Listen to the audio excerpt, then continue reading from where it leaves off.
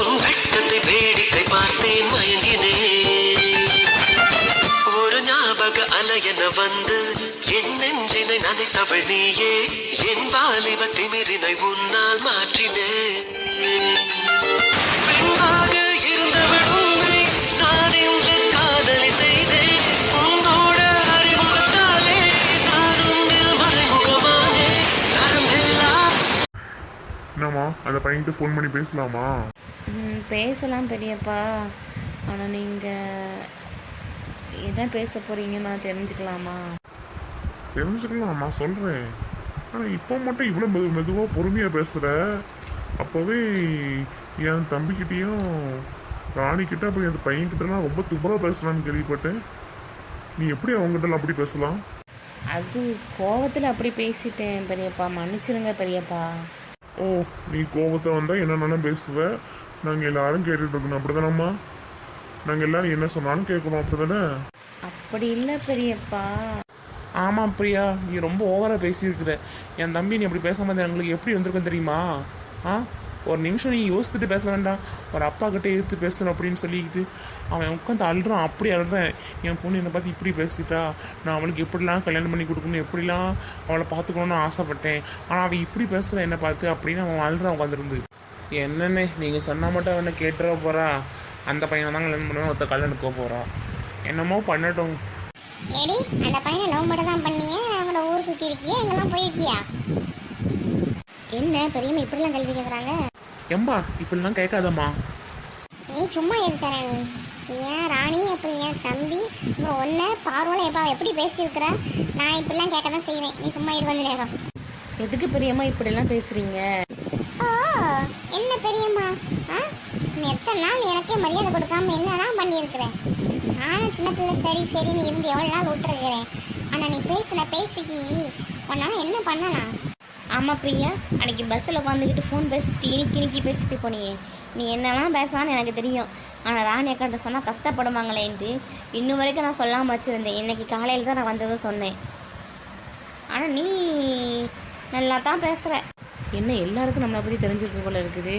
இனிமேல் நம்ம எப்படி பேசக்கூடாது. நம்ம காலையில் பேசுன மாதிரி பேசினா தான் இவங்களாம் சரிப்படுவாங்க. இல்லைன்னா ரொம்ப ஓவராக பேசுவாங்களே.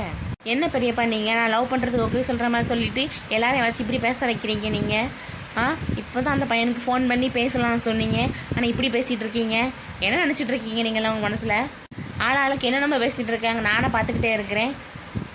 என்ன இந்த பொண்ணு இப்படி பேசுது? பெரியவங்களுக்கு மரியாதை இல்லாமல், அதுவும் இத்தனை பேர் இருக்கிறாங்க, அத்தனை பேர் முன்னாடி இப்படி ஒருத்தவங்க பேசினா அவங்களுக்கு எவ்வளோ இதாக இருக்குன்னு தெரியாமல் இப்படி பேசுது.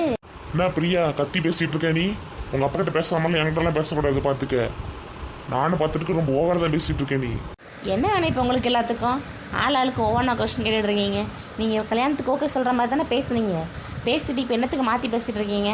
அந்த பையன்கிட்ட பேசுகிறேன். நீங்கள் அந்த பையனை நாளைக்கு நான் வீட்டுக்கு வர சொல்கிறேன், வச்சு பேசுங்க. ஒன்றும் தேவையில்லை, நாங்களே அவனை பார்த்து பேசிக்கிறோம். ரொம்ப ஓவராக தான் பேசிகிட்டு இருக்கேன். நீ இப்படி கத்தி பேசுகிறவங்கள எங்கள் வச்சுட்டு இருக்கிறது சரியா? பார்வை மட்டும் அந்த பையன் பார்வை பிடிச்சிருக்குன்னு சொன்னானோடனே அந்த பையனுக்கு கல்யாணம் பண்ணி வைக்கிறேன்னு பேசி வச்சுருக்கீங்களே. அப்போ எனக்கு வச்சா உங்களுக்கு என்னவா என்ன செய்யும்? அந்த பையன் பார்வை நாங்கள் எப்படி பார்க்குறோமோ அப்படி பார்த்துக்கிறோம் நல்லாவே. அதுவும் இல்லாமல் அந்த பையன் ரொம்ப நல்ல பையன், பிடிக்க மாட்டான். எல்லாமே எங்களுக்கு தெரியும் அந்த பையனை பற்றி சரியா? அவங்க அம்மா தங்கமானவா, நம்ம எங்கள் பார்வை நல்லா பார்த்துப்போம், அதுவும் எங்களுக்கு தெரியும். ஆனால் நீ லவ் பண்ணுற பையனை பற்றி நீ விசாரிச்சியா? பேசுனியா? அவங்க வீடு எப்படி இருக்குன்னு எனக்கு தெரியுமா? எனக்கு அந்த பையனை பற்றி நல்லாவே தெரியும். நானும் அவன் வீட்டுக்கு போயிருக்கிறேன், அவன் தங்கச்சிக்கிட்ட பேசியிருக்கிறேன், அவங்க அப்பா கிட்ட பேசியிருக்கிறேன். அவங்க அம்மா கிட்ட மட்டும் தான் நான் பேசுறது கிடையாது. அவங்க ஃபேமிலி ரொம்ப நல்ல ஃபேமிலி. ஓ நல்ல ஃபேமிலியா?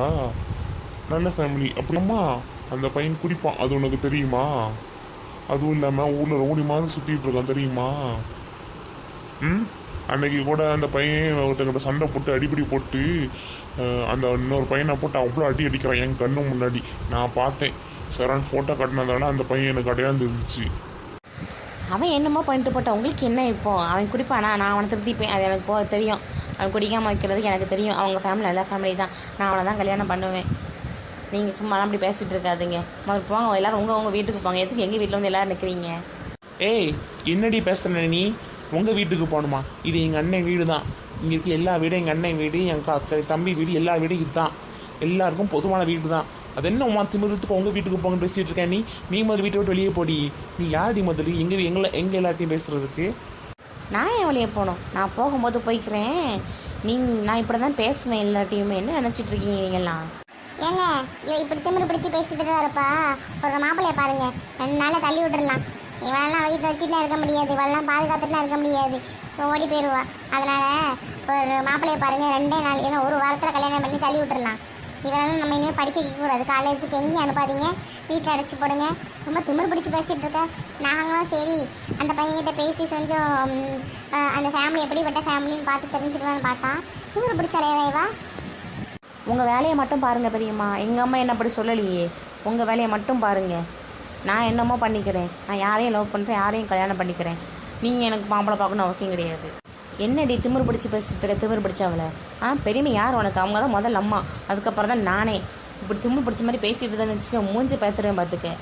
இருடி இரு, உனக்கு இப்போவே மாப்பிள்ளை பார்த்து ஒரே வாரத்தில் கல்யாணம் பண்ணி தள்ளி விடலை. நாங்கள் பார்த்துக்குறோம். நாங்கள் எல்லாரும் அவங்ககிட்ட சரி அந்த பையனை பற்றி பேசி விசாரித்து அந்த பையனை கொஞ்சம் திருத்திட்டு உனக்கு கல்யாணம் பண்ணி வைக்கலாம் நாங்கள் முடிவு பண்ணி வச்சுருந்தோம். நீ இவ்வளோ திமிராக பேசும்போது உனக்கு நாங்கள் அந்த பையனை கல்யாணம் பண்ணியிருப்போம். பாரு நல்லா. ஐயோ தெரியாமல் முடிவு பண்ணிட்டோமோ நம்ம. மெதுவாக பேசியிருந்தால் அவங்களே கல்யாணம் பண்ணி வச்சுருப்பாங்க போல இருக்குது. சரி ஒன்றும் பண்ண முடியாது. அவங்ககிட்ட பேசிட்டு நம்ம இந்த வீட்டை விட்டு கிளம்பி போக வேண்டியது தான். இல்லை வேற எவனுக்காவது நம்ம கல்யாணம் பண்ணி வச்சுருவாங்க. ஓ உங்கள் இஷ்டத்துக்கு நீங்கள் கல்யாணம் பண்ணி வைப்பீங்க, நான் இருப்பேன் நினச்சிட்டு இருக்கீங்களோ? பார்த்துக்கிறேன் எப்படி இந்த கல்யாணம் நடக்குதுன்ட்டு. ரொம்ப ஓவராக தான் பண்ணுறாங்க. என்ன ஃபேமிலினே தெரியலப்பா. சை, இந்த ஃபேமிலியை விட்டு மாதிரி எங்கேயாவது போய் தொலையணும். சி தம்பி உனக்கு என்ன ஆச்சு? ஹலோ. சொல்லு செல்லம், என்ன ஆச்சு? ஏன் கோவமாக பேசுன மாதிரி இருக்குது? என்ன ஆச்சு? எங்கள் வீட்டில் எனக்கு பெரிய பிரச்சனை ஆயிடுச்சு. என்ன செல்லம் பிரச்சனை? என்ன பிரச்சனை? அதுவா, நம்ம லவ் விஷயம் வீட்டில் தெரிஞ்சிருச்சு. எனக்கு வேற ஒருத்தவங்களை மாப்பிள்ளை பார்த்து கல்யாணம் பண்ணிக்க போகிறாங்களாம். இப்போ என்ன பண்ணுறது? என்ன சொல்கிற திடீர்னுட்டு? ஆமாம், எங்கள் அண்ணன் உன்னை பார்த்து விசாரிச்சிருக்கான். நீ குடிப்பியான், அதுவும் இல்லாமல் நீ ஊரில் ரவுடி மாதிரி இது பண்ணிகிட்டு இருப்பியான். எங்கள் பெரிய பையனை பார்த்துருக்காங்களாம் நீ ஒரு பையனை போட்டு அடிச்சிட்டு இருக்கிறத. இதெல்லாம் உண்மையா பொய்யா? அது அதிர்ச்சி. குடிக்கிறதுனா எப்போவெல்லாம் குடிக்க மாட்டேன்னு சொன்னோம். நான் எப்போவா ஒருக்கா ஏதாவது ஃபங்க்ஷன் டைமில் குடிப்பேன், அவன் தான். அன்றைக்கி எனக்கு எதையா ஒருத்தர் அடிச்சுட்டு இருக்கேன்னு சொன்னாங்கல்ல, அது ஒரு பெரிய பிரச்சனையாகிடுச்சுப்பா. என் தங்கச்சி அவன் ஃபாலோ பண்ணிட்டு இருந்தான் அதனால் அவனை அடித்தேன். மிச்சப்படி எந்த பிரச்சனையும் இல்லைப்பா. நான் ரவுடி மாதிரிலாம் பண்ண மாட்டேன். சரிம்மா, கொஞ்ச நேரத்தில் நானே ஒன்றை தப்பாக நினச்சிக்கிட்டேன். நீ குடிப்பா, இப்படி பண்ணுவேன் அப்படி பண்ணுவான்ட்டு எங்கள் அண்ணனே எங்கள் பெரியப்பாவும் ரொம்ப சொல்லிட்டு இருந்தது. நானும் அவரோட பயந்துட்டேன். நல்லவேளை நீ அப்படிலாம் இல்லை.